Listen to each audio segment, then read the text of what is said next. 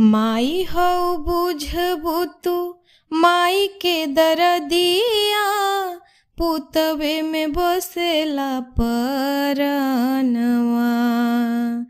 अर्जी करीले माई पूजिले चरणवा, जुग जुग जिए मोर लालनवा। प्रिय भक्तों, आज हम आपको सुनाने जा रहे हैं जीवित पुत्र का व्रत कथा, जिसके सुनने मात्र से ही पुत्र की आयु लंबी होती है। प्रिय भक्तों, आप सभी के मन में यह प्रश्न होगा कि कौन थे जीमूत वाहन जिनके नाम पर पड़ा है जीवित पुत्र का व्रत या जीतिया। जीमूत वाहन के नाम पर ही जीवित पुत्र का व्रत का नाम पड़ा है। आइए जानते हैं कि जीमूत वाहन कौन है और उनकी कथा क्या है। जीमूत वाहन व्रत कथा। प्रिय भक्तों, जीतिया का व्रत आश्विन महीने के कृष्ण पक्ष की अष्टमी तिथि को मनाया जाता है। इसे जीतिया या जीवित पुत्र का व्रत भी कहा जाता है। इस साल अष्टमी तिथि की शुरुआत मंगलवार 24 सितंबर 2024 को 12:38 पर शुरू होगी और अष्टमी तिथि समापन बुधवार 25 सितंबर 2024 दोपहर 12:10 पर होगा।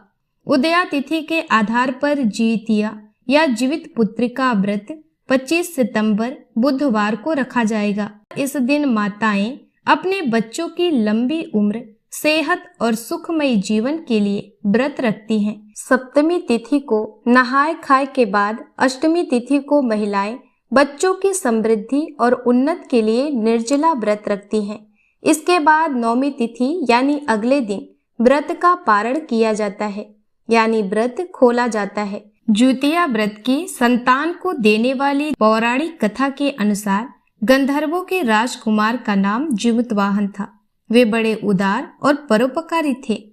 जीमूत वाहन के पिता ने वृद्धावस्था में वानप्रस्थ आश्रम में जाते समय इनको राज सिंहासन पर बैठाया, किंतु इनका मन राजपाट में नहीं लगता था। वह राज्य का भार अपने भाइयों पर छोड़कर स्वयं वन में पिता की सेवा करने चले गए। वहां उनका विवाह मलयवती नामक कन्या से हुई। एक रोज वन में वे एक वृद्धा से मिले। उसका संबंध नागवंश था।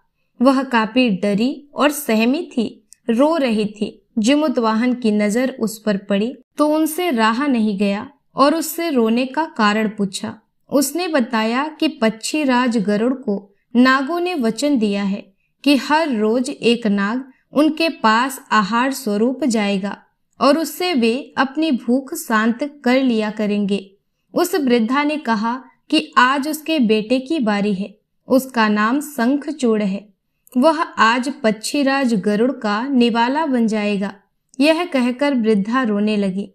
इस पर दयावान जीमूत वाहन ने कहा कि आपके बेटे को कुछ नहीं होगा। वह आज पक्षीराज गरुड़ के पास नहीं जाएगा, उसके बदले वे जाएंगे। ऐसा कहकर जीमूत वाहन तय समय पर स्वयं गरुड़ देव के पास पहुंच गए। जीमूत वाहन लाल कपड़े में लिपटे थे। गरुड़ देव ने उनको पंजे में दबोच लिया और उड़ गए। इस बीच उन्होंने देखा कि जीमूत वाहन कराह रहे हैं। तब वे एक पहाड़ के शिखर पर रुक गए और जीमूत वाहन को मुक्त किया। तब उन्होंने सारी घटना बताई। गरुड़ देव जीमूत वाहन की दया और साहस की भावना से काफी प्रसन्न हुए। उन्होंने जीमूत वाहन को जीवन दान दे दिया। साथ ही उन्होंने वचन दिया कि आज से वे कभी भी किसी नाग को अपना ग्रास नहीं बनाएंगे। इस प्रकार से जीमूत वाहन के कारण नागों के वंश की रक्षा हुई। इसके बाद से ही आश्विन मास के कृष्ण पक्ष की अष्टमी को जीमूत वाहन की पूजा की जाती है और जीवित पुत्रिका व्रत का और जीवित पुत्रिका का निर्जला व्रत रखा जाता है। तो दोस्तों, यह थी आज की कथा। आशा करती हूँ आपको ये कथा जरूर पसंद आई होगी।